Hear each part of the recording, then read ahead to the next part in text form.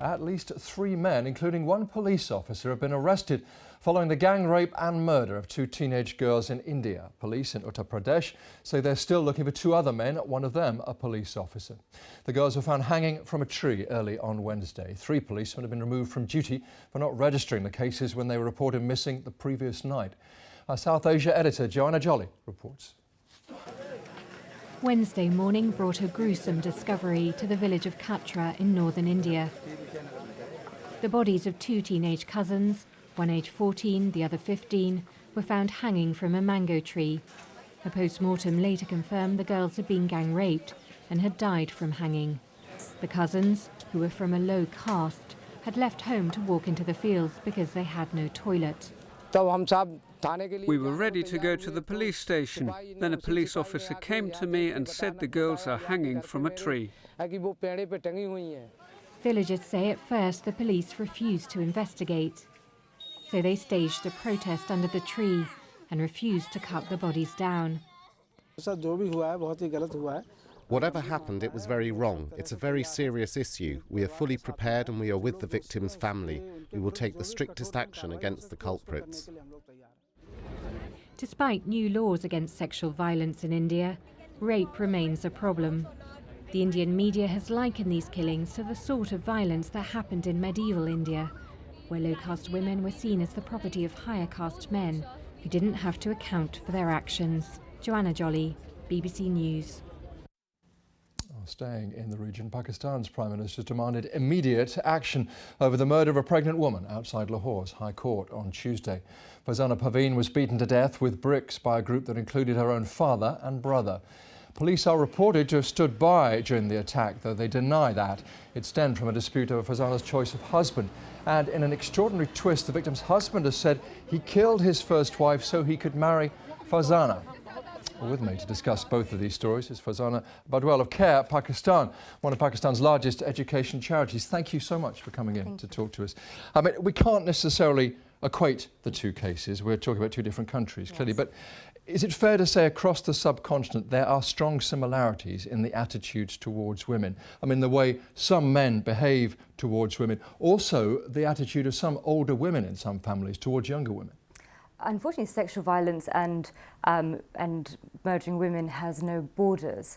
So it happens in South Asia, but it also happens around the world. In South Asia, there are particular cultural nuances. So there is a lot of violence between mother-in-laws and daughter-in-laws, instigating violence towards them. So there are cultural situations that bring about violence towards women. However, I think it's an international issue. In South Asia in particular, you have 2 cases, one in India which was sexual violence, and then the one in Pakistan that's been called honour killing, which I don't think there's any honour in what happened.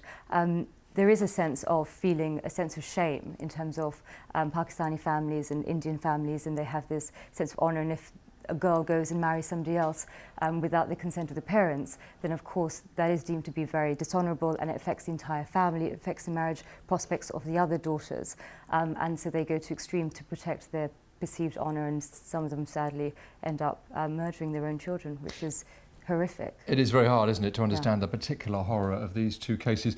Several viewers have been pointing out to us that there are things changing even in the most traditional areas. There are many more couples managing to marry without their parents' consent, and they are not beaten to death. They may have to run away, but they survive. Yes, well, it's true. I mean, take myself. My name's Farzana, like her.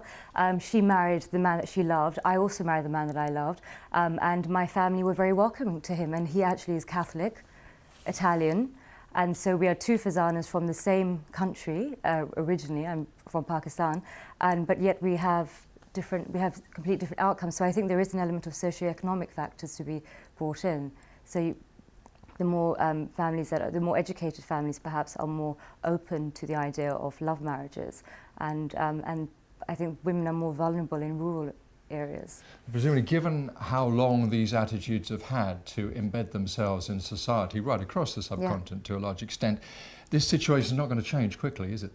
It isn't, but I think in a way in India in 2012 when the Delhi rape case happened, I think what was wonderful was the media of India and the international media. They really did reframe the narrative that this is completely unacceptable.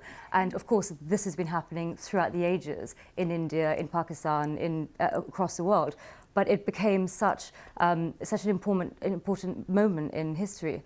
And what's happened now is that there's an international scrutiny on any more sexual violence or murders taking place in India. And I think having that international media attention on these cases does push the authorities to take it more seriously, to manage to find the culprits, because ultimately what a lot of the problems it boils down to is corruption in institutions, corruptions in police, in the court. I think it was very ironic that Farzana actually died outside of a court, and I think for me that's a visual symbolism that is a failure of the institutions in Pakistan that has actually created that to happen, because ultimately they thought they could get away with it, because so many do get away with killing their wives or killing their daughters or sexual violence. They get away with it because they're from a more influential family. They can pay off the judges, or they can pay off the police, and it happens time and time again. And then in the case in India, one of the culprits ended up being a police officer. So there is institutional failures that are causing problems for women in India and Pakistan. A lot of the facts there are still quite uncertain. We'll have to see how those pan out. Absolutely. Farzana Baduel from Care, Pakistan, thank you so much.